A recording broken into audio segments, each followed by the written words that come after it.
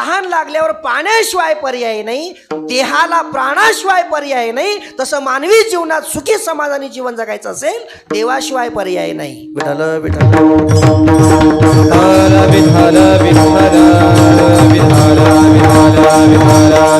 हे ज्याला कळलं त्याला बरं वाटतं. बस अरे काय करायचे, संपत्ती येते आणि जाते. या धनाचा न धरी विश्वास जैशी तरुवर छाया. हे धन संपत्ती पद प्रतिष्ठा हे क्षणभंगूर आहे, पण देवाच्या सानिध्यात मिळणारं जे सुख आहे ना ते अनंत पटीनं जास्त आहे, अनंत पटीनं. म्हणून हे माणसाच्या लक्षात आलं पाहिजे. तुकोबारायने हे सगळं कळाले म्हणून तुकोबाराय म्हणतात आता बरे झाले माझे मज कळू आले विठोबा रखुमाई. विठोबा रखुमाई जय विठोबा रखुमाई विठोबा रखुमाई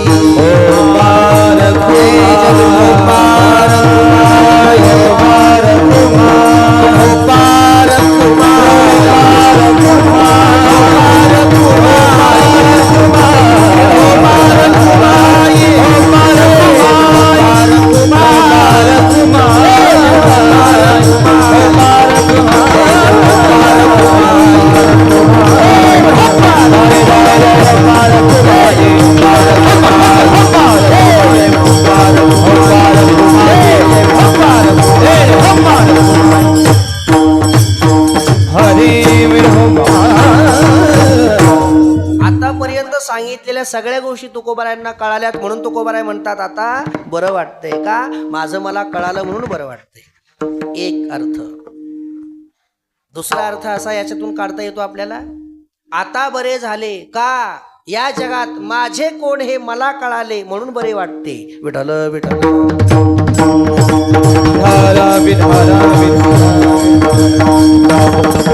माझे मज कळवाले, माझे कोण आहेत हे मला कळालं म्हणून बरं वाटते. मग कोण आहेत तुमचे तुकोबाराय? पोरं तुमचे आहेत का? अजिबात नाही. पोरं माझे नाही.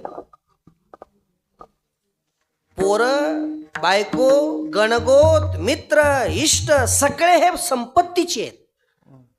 जो वरी चळन गा तो वरी म्हणती माझा, मानिता ती सर्व मज देह सुखाची काजा. अरे खिसा गरम आहे म्हणून सगळे मला माझं माझं म्हणतात, पण माझा काय एकदा खिसा रिकामा झाला की माझ्या घरचे सुद्धा मला विचारणार नाहीत, यातलं कुणी माझं नाही.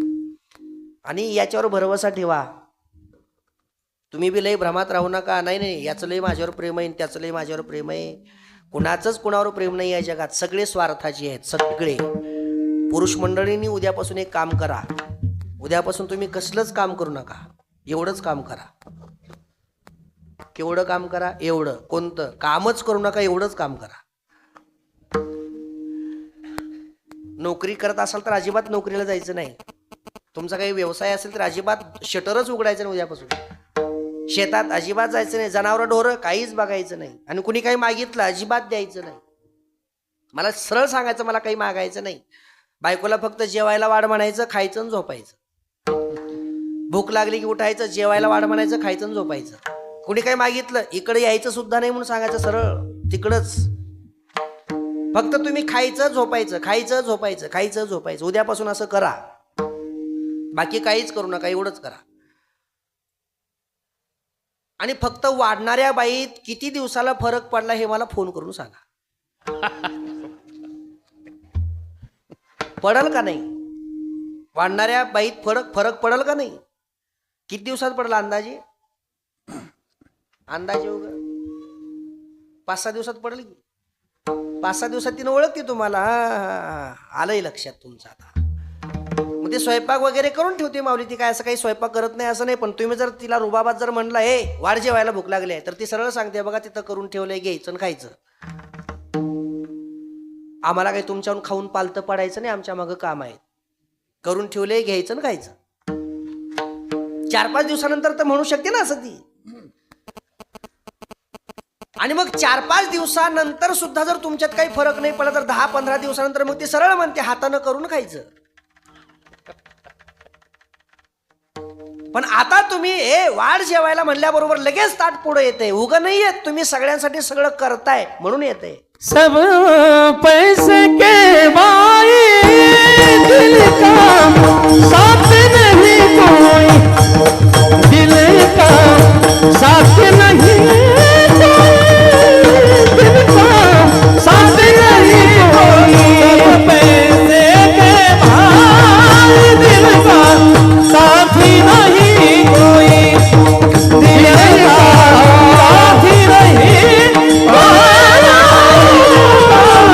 साथ नहीं कोई। सब पैसे के भाई दिल का साथी नहीं कोई, दाम करी काम येड्या दाम करी काम. चला पुरुष मंडळींनी आलं ना लक्षात तुमच्या. आणि एक अजिबात खोटं नाही, हे असंच व्हायला पाहिजे ना, असं होतच असतंय. बरं तुमच्याच बाबतीत असं होतं असं नाही. महिला मंडळ तुम्ही बी उद्यापासून हेच करा. कुणाचं घर झाडू नका, कुणाची भांडी घासू नका, कुणाचं धुणं धुवू नका, कुणाच्या नावाचा स्वयंपाक करू नका. तुमच्या पुरताच एक कपभर चहा करून प्यायचा सकाळी, तुमच्या पुरतंच पाणी गरम करायचं, तुम्हीच आंघोळ करायची, तुमचेच कपडे धुवून टाकायचे, तुमच्या पुरतीची एक भाकरी टाकायची. आणि गडबडीनं सकाळी सकाळी हरभऱ्याची भाजी होते मोकळी अशी गरगटी, 5 मिनिटामध्ये उकळी आले की भाजी झालीच म्हणायचं. ज्या सायास करत बसायचं नाही, एक भाकरी आणि गरगटी हरभऱ्याची भाजी खायचं आणि लगेच लांबवून द्यायचं.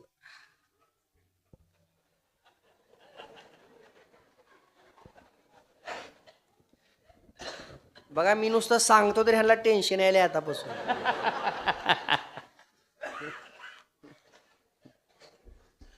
महाराज काय चांगलं सांगा, असं का गाव पेटवून जाता काय तुम्ही. दुपारी उठा 1-2 वाजता, तोंडावून हात फिरवा, एक 10 रुपयाची मॅगी करून खा, पुन्हा झोपा. दिवस मावळायला उठवा, तोंडावून हात फिरवा, एक कपभर चहा तुमच्या पुरताच करून प्या. कोणी कितीही तुमच्याकडे बघू द्या, अजिबात त्यांना दाद द्यायची नाही, त्यांच्याकडे पाठ करून प्यायचा.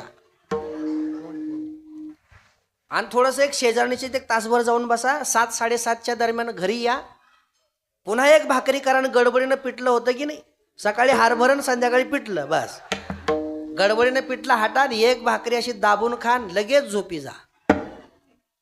ह्याने किती तुमच्याकडे बघू द्या, तुमच्या ताटाकडे बघू द्या, तुमच्या घासा, अजिबात यांना काही दाद द्यायची नाही. आपण आपल्या पुरतं करून खायचं आणि झोपायचं. उद्यापासून असं करा. आणि उद्यापासून तुम्ही असं करायल्यावर ह्यांच्यात किती दिवसात फरक पडेल हे फक्त सांगा. अंदाजे किती दिवसात फरक पडेल माऊल्या? दुसऱ्या दिवशी म्हणते देवगा. आणि तुम्ही नाही, तुमच्या आधी हेच म्हणते दुसऱ्या दिवशी फरक पडेल म्हणून. म्हणजे ह्यांना सुद्धा माहिती आहे. गंमत आहे की नाही? आणि खरंच पडतो बघा. खरंच तुम्ही एक दिवस जर असं करून बघितलं तर दुसऱ्या दिवशी तिकटाची पैसे आणि पिशवी तुमच्या समोर येऊन, हे पैसे ही तिकटाची पैसे ही पिशवी सुटा. इथं बसून खाऊ घाला काय बापाची पेन नाही, जावा आपल्या माहेरला. होईल की नाही असं? पण तुम्हाला व्यवस्थित सगळं प्रेमानं सांभाळलं जातं का? तुम्ही सगळं यांना करून घालता म्हणून. आणि तुम्हाला सगळं वेळेवर करून दिलं जातं का? तुम्ही सगळं पुरवता म्हणून. हे सगळे स्वार्थाचे संबंधी आहे. हे काही काळापुरते एकमेकांच्या गरजा भागवण्यासाठी म्हणून एकत्र आलेले संबंध आहेत हे सज्जन हो. पण कायमचा संबंध ज्या देवाशी आहे ना, त्याच्यापासून जर आपण तुटलो, त्याच्यापासून जर दूर गेलो तर मग कधी समाधान भेटणार नाही. खरं समाधान आणि या जगात खरं आपलं जर कोण असेल तर एक देव आणि दुसरे संत. विठ्ठल विठ्ठल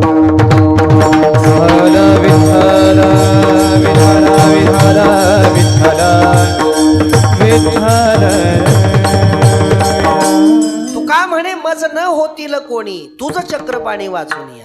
किंवा तुका म्हणे तुझं न होतील कोणी, एका चक्रपाणी वाचून या. 2 वेगळी वेगळी चरण आहे ती. तुम्ही सांभाळलेले संती भय नसली खंती. या जगामध्ये संतांशिवाय आणि देवाशिवाय माझं कुणीच नाही हे मला कळालं म्हणून बरं वाटतंय. आता बरे झाले माझे मज कळवाले. आणि एकंदरीत खोटायसा संसार मज पायी द्यावा थार. सरासरी आपली वेळ झालेली कीर्तनाची 10:52 झालेली आहे. एक 2 मिनिटं फक्त एवढा मुद्दा बोलतो. खोटा ऐसा संसार मज पायी द्यावा थार. हा संसार किती जरी असा बाहेरून चांगला दिसत असला तरी हा कसा आहे, खोटा आहे पण खोटा आहे. आता आपण मोबाईल जर घ्यायचा म्हणलं तर चायनीज घ्यायला पसंती लगेच देतो का? नाही. अरे चायनीज नको, गॅरंटी नाही द्यायची. मोबाईल नाही का, तो आहे, मोबाईल आहे. अनेक वस्तू चायनीज वस्तू अनेक बाजारामध्ये असतात, पण चायनीज वस्तू म्हणली की आपण त्याच्याकडे जास्ती जात नाही का? ती वस्तू नसते असं नाही, असते, पण त्याची गॅरंटी नसते. चले तो चांद तक नाही तो शाम तक. तिचं काही खात्री आहे का? काही खात्री नाही तिची. पण बाकीच्या ज्या वस्तू असतात ना त्याची खात्री देता येते. तसं संसाराची काय गॅरंटी देता हो? संसाराची काय खात्री देता? जे पाहिजे ते याच्याकडून कधीच मिळत नाही, म्हणून याला खोटं म्हणतात. सुख पाहिजे पण कधीच मिळणार नाही, म्हणून हा खोटा आहे. विठ्ठल विठ्ठल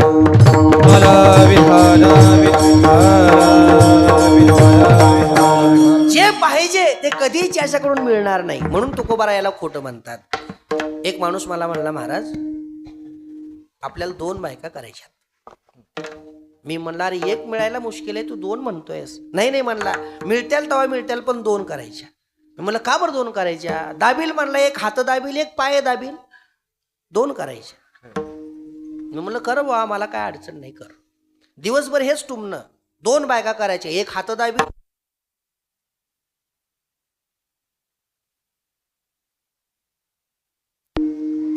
आली लगेच,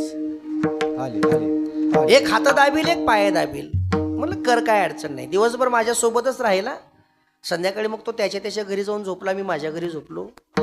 दुसऱ्या दिवशी सकाळी उठून आला आणि आला तोच पाया पडला आणि म्हणला, महाराज तुमच्या पायाची शपथ घेऊन सांगतो, एक बी बायको करायची नाही. म्हणलं आपल्याला एक बी बायको करायची. मी म्हणलं काल दिवसभर तर म्हणतो होतास 2 बायका करायची, एक हात दाबील एक पाय दाबील, आणि सकाळी म्हणतोस एक बी बायको करायची नाही. काय झालं काय? म्हणला काय सांगू तुम्हाला? अरे झालं काय सांग? एक हात दाबायला एक पाय दाबायला 2 बायका कर ना. काय झालं नको म्हणायला? अहो महाराज मी म्हणलं काल दिवसभर एक हात दाबील एक पाय दाबील, पण रात्री झोपलो आणि झोपल्यावर मला स्वप्न पडलं आणि त्या स्वप्नात एकीनं धरलं होतं आणि दुसरी मारीत होती. एकीनं चांगली खोगर मिठी घालून धरला होता आणि दुसरी अशी लाकडानं सांगित होती. पाया पडतो तुमच्या पाया शपथ, एकही बायको करणार नाही, याचं नाव संसार. वाटलं होतं एक हात दाबील एक पाय दाबील, पण भलतच घडलं, एकीनं धरलं आणि दुसरी मारीतच होती. सुखाच्या अपेक्षेनं आपण संसार करतो, पण हा आयुष्याच्या शेवटच्या क्षणापर्यंत दुःखाशिवाय दुसरं काही देत नाही, म्हणून हा खोटा आहे. खोटा ऐसा संसार मज पायी द्यावा थार. म्हणून देवा मी तुला शरण आलोय, मला तुझ्या पायांचा आश्रय दे. अरे जगातल्या लोकांना तुकोबाराय म्हणतात, लोक हो तुम्हाला सुद्धा हे कळेल, पण कधी उघडल्या डोळे भोग देता काळी कळे. तुमचे डोळे उघडल्यावर तुम्हाला कळेल, आणि जेव्हा यमाच्या समोर उभं केलं जाईल आणि अनेक प्रकारची यातना तुम्हाला दिल्या जातील, तेव्हा तुमच्या लक्षात येईल. म्हणून आताच सावध व्हा आणि देवाला शरण जा. कारण देवापासून जेवढे दूर जाल तेवढे तुम्ही जास्ती दुःख भोगाल. मला सांगा, एसटीत कुठं बसल्यावर जास्त आदळतं बरं? एसटीत कुठं बसल्यावर जास्त आदळतं? बॅकला. हा, मागच्या सीटवर जेवढं तुम्ही जास्त मागं जाल तेवढं जास्त आदळतं, आणि जेवढं तुम्ही जास्त पुढं याल तेवढं कमी आदळतं. याचं थोडंसं तुम्हाला अध्यात्माला जोडून सांगतो. जेवढे तुम्ही ड्रायव्हर पासून दूर जाल तेवढे जास्त आपटता, आणि जेवढे ड्रायव्हरच्या जवळ याल तेवढा प्रवास सुखरूप होतो, चांगला होतो. तसं या जीवनामध्ये जेवढे तुम्ही देवापासून दूर जाल, जेवढे तुम्ही देवापासून दूर जाल तेवढे जास्ती दुःख भोगाल, आणि जेवढे देवाच्या जवळ याल तेवढे आनंदी जीवन जगाल अभंगाचे शेवटी. कामने जीवा तू कामने जीवा, कामने जीवा तू कामने जीवा, कामने जीवा तू कामने जीवा, कामने जीवा तू कामने जीवा, कामने जीवा तू कामने जीवा, तू कामने जीवा तू कामने जीवा, कामने जीवा तू कामने जीवा, तू कामने जीवा. होता तडा मोडी देवा, होता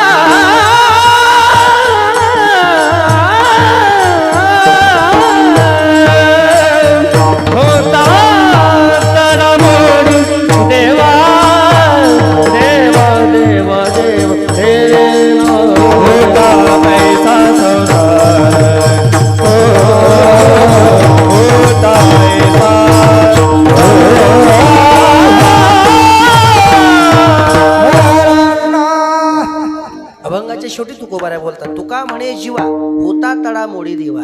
जीवा आणि देवा तडामोडी होता. अरे जीव आणि देव हे जर विभक्त झाले, वेगळे झाले, तर या जीवाच्या दुःखाला सुरुवात होते.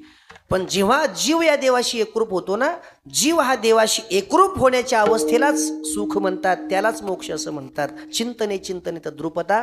आयुष्यामध्ये भगवंताचं चिंतन करावं आणि ते शुद्ध भावानं देवाशी एकरूप होऊन करावं. याच्यासारखा आनंद जीवनात कुठलाच मोठा नाही. तुका म्हणे जीवा होता तडामोडी देवा. खोटाईसा संसार मज पायी द्यावा थार. ज्ञानेश्वर माऊली ज्ञानराज ज्ञानेश्वर माऊली ज्ञानराज माऊली ज्ञानेश्वर माऊली ज्ञानेश्वर माऊली ज्ञानेश्वर माऊली ज्ञानेश्वर माऊली ज्ञानेश्वर माऊली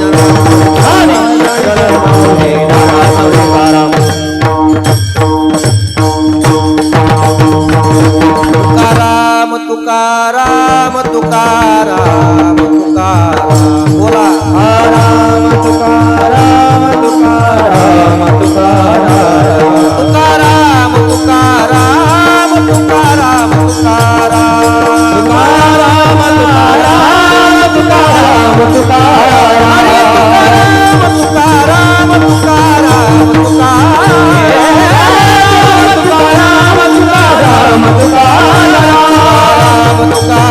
तुकाराम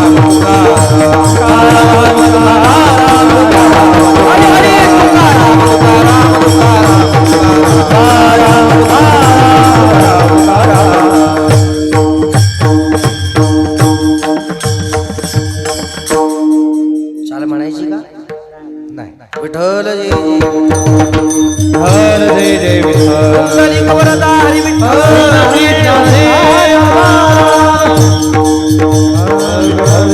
बोले रे पुरे वेळे बापुरे उत्तरेला क्षमा पराज महाराज तुम्ही हे नाही चायरा अधिकार आपला क्षमा पराज महाराज तुम्ही कामने ज्ञानेश्वरा पाया क्षमा पराज महाराज ज्ञानदेव ज्ञानदेव हे झाले समाधान तुमचे देखील चरण आता उठावे सेवनाय तनाही राजा शिवाडी कबणे ते सापडले आता उठावे सेवनाय तनाही राजा तुकामणी भोग गेला निवाजे आता उठावे सेवनाय तनाही राजा आज करुणी आरती चक्र पाणी भोगाल आज पुरणे नव सदन काळा दिवस पहा पहा सकला पुण्यवंत